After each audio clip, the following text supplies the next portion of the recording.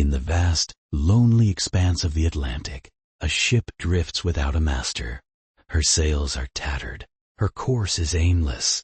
She is a ghost on the waves, a vessel with a secret. But she was not always so. We go back to November 5th, 1872. New York Harbor is a hive of activity. Moored at Pier 50, the brigantine Mary Celeste is being loaded with her cargo, 1,701 barrels of raw American alcohol, destined for Genoa, Italy. On board is her captain, Benjamin Spooner Briggs, a man of impeccable reputation. He is joined by his wife Sarah and their 2-year-old daughter Sophia, turning the voyage into a family affair. A crew of 7 experienced seamen completes the manifest. 10 souls in total, entrusting their lives to the sturdy vessel and the vast, unpredictable ocean. On November 7th, the Mary Celeste casts off her lines and sails out of New York, disappearing into the Atlantic horizon, the start of a routine transatlantic crossing. For over a week, the journey is uneventful. The sea is calm. The ship is a small, self-contained world, charting its course across the endless blue. The last entry in the ship's log is dated November 25th, 9 days before her discovery. It notes her position near the Azores Islands. Fair weather, the captain wrote. Nothing was amiss. Nearly 400 miles east, another brigantine, the Dei Gratia, is on a similar course. On the afternoon of December 5th, her lookout spots a vessel sailing erratically, its sails in disarray. Captain David Morehouse of the Dei Gratia recognizes the ship. He knows her captain. He hails her, but there is no reply. Only the groan of timber and the snap of canvas in the wind. 2 men are sent over in a small boat. As they climb aboard the Mary Celeste, a chilling silence greets them. The deck is deserted, wet as if recently washed by waves.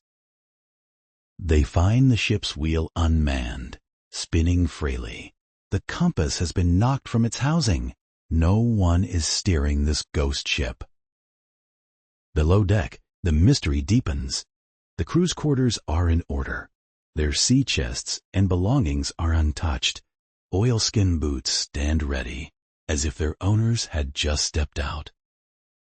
In the captain's cabin, the scene is even more haunting.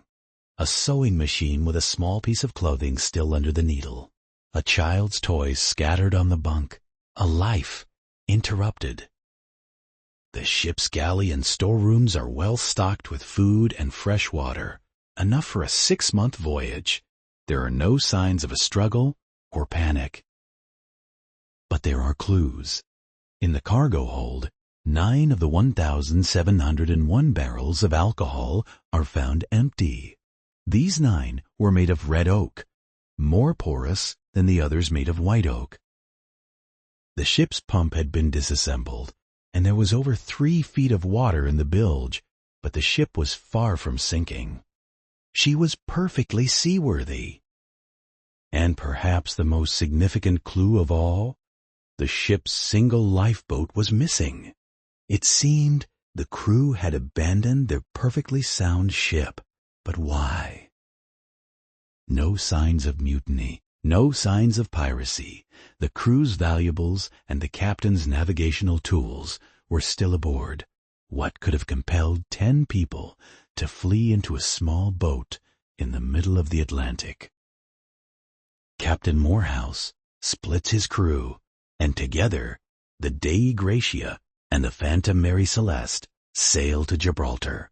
The arrival of the deserted ship causes a sensation. A Vice Admiralty court convenes.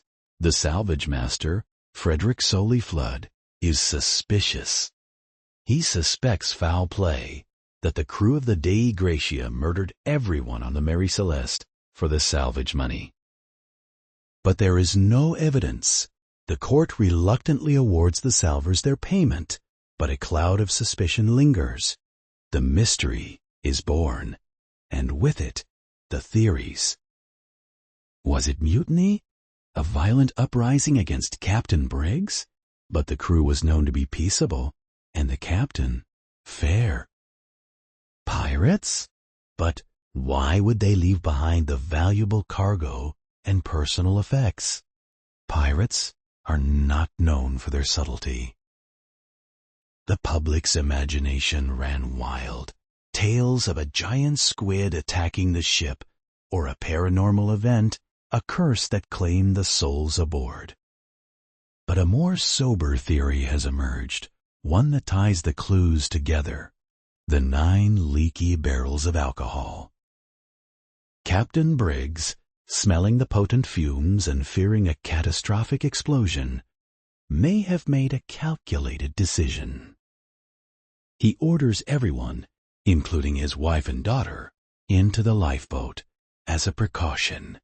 They tether the boat to the ship, intending to wait at a safe distance for the danger to pass. Then, the unthinkable, a sudden squall, or perhaps the ship simply catches the wind. The tow rope snaps. The Mary Celeste, a faster and more able vessel, sails away from them. It sails on, unmanned, while 10 souls in a tiny, fragile boat are left behind at the mercy of the vast, indifferent Atlantic. They were never seen again. The Mary Celeste became a legend, the most famous ghost ship in history, her name a byword for any unexplained disappearance. A ship with a story, but no one left to tell it.